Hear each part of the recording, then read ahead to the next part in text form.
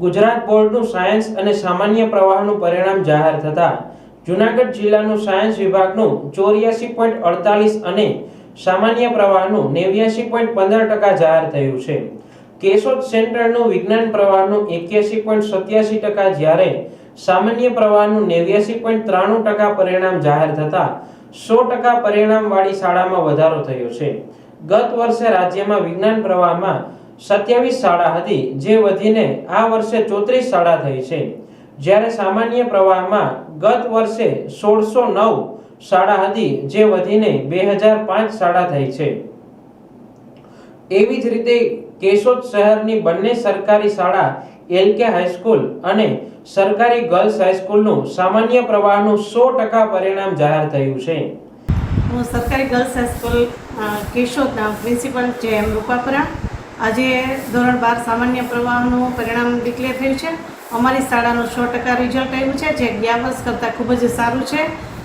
સૌથી પ્રથમ નંબર ધરાવનાર વાડા કોમલબેન સુરેશભાઈએ 95.46 રેન્ક મેળવ્યો છે। તેમાં તમામ વિદ્યાર્થીઓએ સારી એવી સફળતાઓ હાંસલ કરી છે।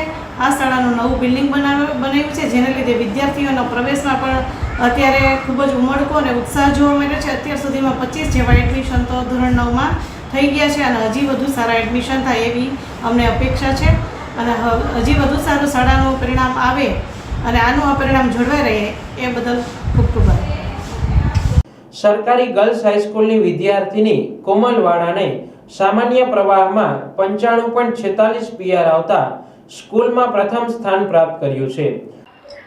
નમસ્કાર, મારું નામ વાડા કોમલ સુરેશભાઈ છે। હું સરકારી ગર્લ્સ હાઈસ્કૂલ કેશોદમાં સામાન્ય પ્રવાહમાં અભ્યાસ કરું છું।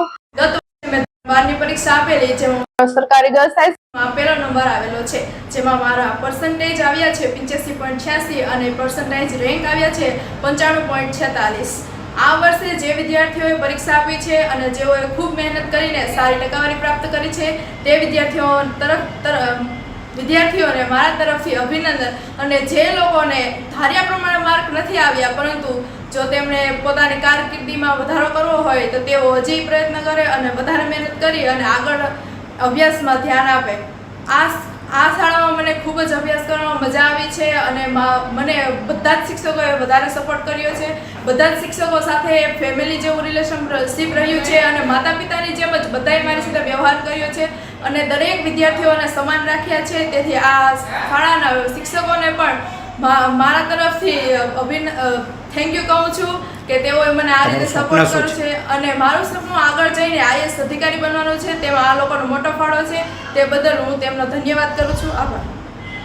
જ્યારે સરકારી એલકે હાઈસ્કૂલના વિદ્યાર્થી તરુણ વડિયાતરને 85 પીઆર આવતા તેમનું સ્કૂલમાં પ્રથમ સ્થાન પ્રાપ્ત કર્યું છે। જી, મારું નામ વડિયાતર તરુણ છે। હું એલકે હાઈસ્કૂલમાં સામાન્ય પ્રવાહમાં અભ્યાસ કરું છું। બોર્ડનું આજે રિઝલ્ટ આવ્યું છે અને એમાં મારે 87 પીઆર આવ્યા છે અને 80% આવ્યા છે, જેથી હું ખૂબ જ ખુશ છું।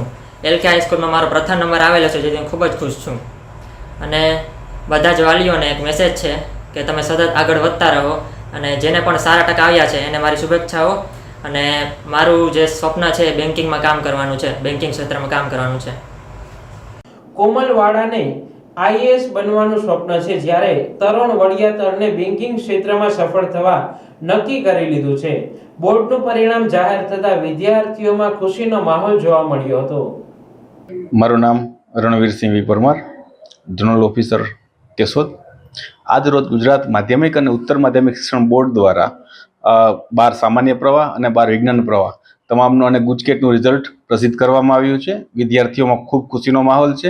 ગત વર્ષ કરતાં પરિણામમાં ઘણો ઉછાળો છે અને તમામ વિદ્યાર્થીઓ છે એ ખૂબ ખુશીથી પોતાના રિઝલ્ટને વધાવી રહ્યા છે। ગત વર્ષની સરખામણીમાં વાત કરીએ તો 12 વિજ્ઞાન પ્રવાહનું રિઝલ્ટ ગત વર્ષ કરતાં 1.5% વધારો થઈ અને ગુજરાત રાજ્યનું પરિણામ 83.51% છે, જ્યારે જિલ્લાનું પરિણામ જૂનાગઢ જિલ્લાનું 84.48% છે અને આપણા કેશોદ ઝોનનું પરિણામ, કેશોદ સેન્ટરનું પરિણામ 81.87% છે। 2139 જેવા વિદ્યાર્થીઓ પાસ થયા છે।